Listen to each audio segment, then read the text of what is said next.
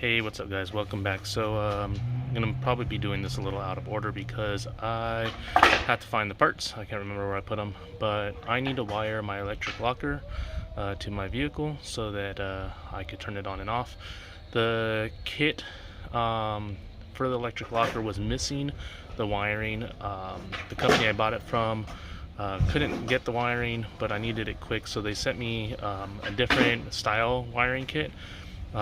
With the stock ones, these pins would actually just push into a connector, but I'm not going to be using the stock ones, so I'm going to be modifying this just a little bit. What I'm going to be doing is I'm going to be putting this on there instead. So that's going to be my first step, and I'm going to go ahead and show you guys how I'm going to do that. Alright, so I did most of this off camera, sorry guys, but basically all I did was take these two butt connectors. I cut off the ends. You can see right here, this is what was there. Cut that off, and then splice the wires together just using these butt connectors. And I put some heat shrink on there, then I'm going to push over the side, and I'll go ahead and take some heat to that and make it a little better of a connection. And then what this will allow me to do is take this right here, and I'll be able to put this on the other side and hook this up to the wiring kit. So pretty simple. I'm going to go get I think I have a heat gun. I'm going to use my heat gun to tighten this up. Alright, so I have my heat gun going, and I'm just going to put it next to the shrink, wait for it to close up. I'm not sure if you guys are seeing that.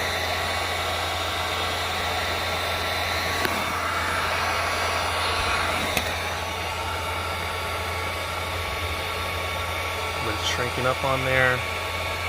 This will hopefully make it more of a watertight connection. Trying to just do the top one. Oh, the bad angle there. Just try to do the top one.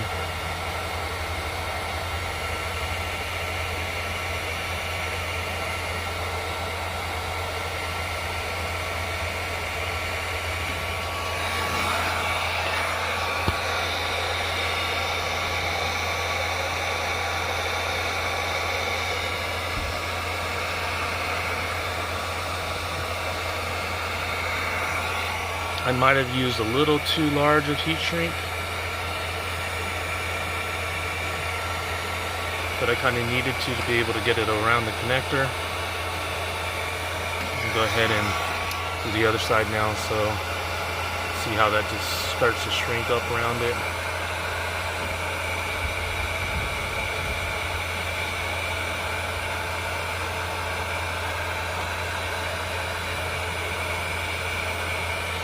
Alright, so I got the heat shrink around there. It fit pretty well around the larger wires, but not so much around the smaller wires. So just to back it up, I'm going to electrical tape all that. I just want to make sure that it's a good tight connection and that nothing gets in there. So I'm just going to get some electrical tape and tape that up. Alright, you can see I have it individually wrapped now. Now I'm just going to take the tape and tape it together. Alright, so now I have the whole entire thing taped, and the idea here, when I figure out where the heck I put the rest of the wiring kit, is I'm going to zip tie this to the control arm with a little bit of slack in there, and just follow the control arm up, because as the axle cycles, it should cycle exactly with the control arm, and there shouldn't be an issue with this moving up or down. Okay, so I finally found the rest of the kit. So what this kit's really for is, I believe, the electric locker for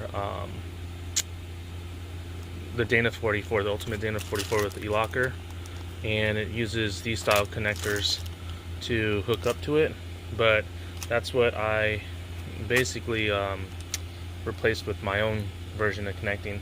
Then you get this long wire here, and then this is everything that's going to be hooked up to the vehicle itself. So the next thing I'm going to run is just this longer wire from my connector that I put there, and then I'm going to run it up the control arm until I could get it up into the engine bay. So first thing I'm actually going to do is just connect this right here to the other wire that I made. Alright, so I have this connected, and it doesn't really matter what side you connect these to, but since there's already red and black wires, I'm going to try to keep everything following that red and black theme. I had these crimped together, and then I had my heat shrink. I went with a little bit smaller heat shrink, which is going to make it hard for me to get over these connectors, but as long as I could get them over there, then it'll be fine. So I'm going to work on that off camera. Alright, so I had the heat shrink pulled over. Now I just got to use my heat gun to shrink it on there.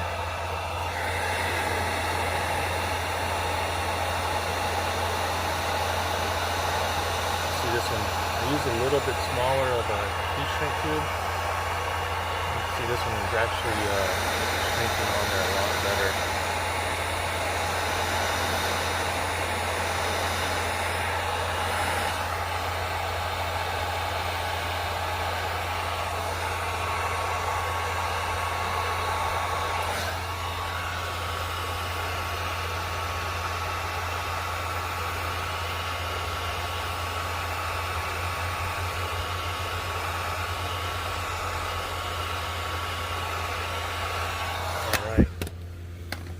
Now, once again, to be sure, I'm going to wrap that with tape.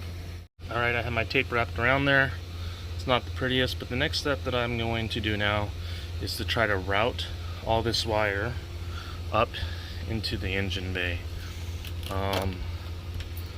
Probably have more than I need, but we'll cut off excess as I need to. I'm going to go ahead and kind of just shove everything over there for now, and then I'll go ahead and get it all set up.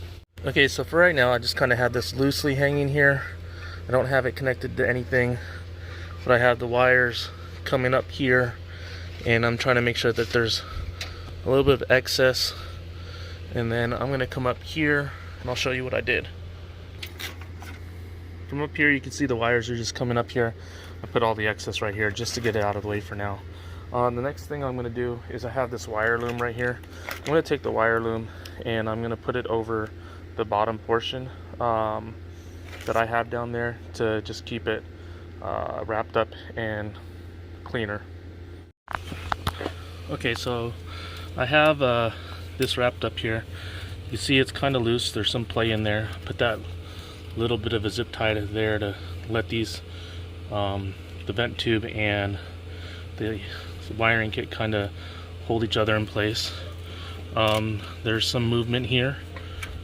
That way, if there's any movement up and down, there should be able to shouldn't be any tightness happening. Then over here on this side, you can see this from the other side, kind of push the wiring loom up in there, zip tied there, had it loop around right here. It is kind of close to the exhaust, but I'm hoping that that's not an issue. And then right in the control arm bracket, there's that little hole right here, so I'll put a zip tie there. So that should be, I'm hoping, enough play for whenever this goes up and down, that there won't be any issues. And then I'll come up to the top. You can see right here, I just had the wiring loose, and then I kind of just stuffed everything in the corner here right now until I figure out where I'm going to come through or how the rest of this is going to get wired. I might try to come through right here. There's some room there, and come through onto the other side. But I still got to figure out how to wire the rest of this before I go that route. But so far, this is where I'm at. Give me a second to figure out how the rest of this wiring goes. Okay, so I have the little added circuit added to it. Now all I got to do is route this wiring under the dash and through to this side, and then I'll show you guys where the wiring comes through. I actually have the wiring from inside the engine bay. Here's one of the wires right here, and then there's one more wire tucked in under here, but that's going to be what goes to the axle itself. There is a rubber grommet. Let's see if I can show you guys. It's too dark. Give me a second. Alright, there's a rubber grommet right here. You can see I cut into, and it has the wires pulling through, and that's coming from the engine bay. So now my next step is to get the rest of this wiring. I'm probably just going to go under right there and then bring that out of circuit up into the fuse. Alright, so what I did is right here is the circuit fuse panel, the fuse panel, and it's all labeled. So radio's 10A, so there is where it would go, and then I did the out of circuit. I just connected the blue wire to the out of circuit. Right now everything's kind of just chilling down here. I removed the screw right here in order to move the glove box off. And then what I'm going to do is I am going to take all this extra wiring right here, probably roll it up and zip tie it behind the glove box. Roll that all up, zip tie it behind there. So the next thing I need to do is connect the black and red that would be coming from the electric locker to the black and red from the wiring harness. Simple, just crimp on, and then connect the blue wire that I had to the out of line right here back into the relay of the wiring harness. So I'm going to go ahead and get these two wires connected. Alright, so out of line's there. I have all my wires pulled over here. I have these connected. So this red wire needs to go into this relay right here. So that's just a simple push on.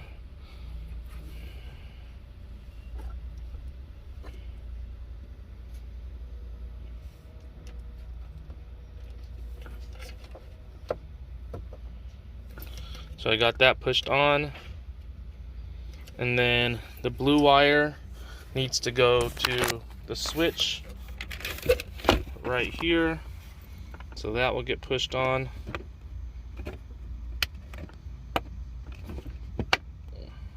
Alright, so that's all hooked up. Now I kind of need to route this mess of wires back into my dash area, and then this is the last thing hook up. This is ground, and then the only other thing I haven't hooked up is the power wire to the battery. So I'm going to go ahead and push this wire through there and the rest of these wires through, and then I could button all this back up. Alright, so I have this put back on. There's my switch. Up underneath here you can see the wires. Just have them zip tied, and then you can see everything's pulled through down there. And then I'll show you the other side. Everything else is pulled over here. I do have the relay and the inline fuse that's part of the wire. Sorry. So everything else is pulled over here. I do need to figure out how to tuck this stuff up out of the way, but the rest of the wires come here. Kind of just bundled everything together and zip tied it. Not pretty, but you'll never see that. There's your add line, and then up here is going to be your ground. I need to get a nut to put over that to lock it in place. I need to clean this up, and then everything on the inside will be wired up. Alright guys, so I have everything wired up. You can see my switches here. I have that mess there, but you're not going to see any of that. I'm sure I could have cut some of the wires, and then I wouldn't have so much of an issue. Up there, you can see I have the ground connected. And then down here, I kind of just tucked in the relay and the fuse behind everything, so you can't really see anything. You got like a single blue and black wire kind of showing, but it's up and out of the way anyways. And then there's the switch. When I click on it, you can see it goes red. So hopefully everything's wired right. And I'll show you what I did in the engine bay. Alright, here is the power wire finally hooked up. See, I have it routed over there, and it kind of just disappears over into there. And there's where everything just goes in. And just to recap, kind of comes down through here. You can see it snake into there. And then down here, here's your wires. Looks like I got a leak from there, so I might have to put some silicone or something on there to keep it from leaking. But that's everything installed.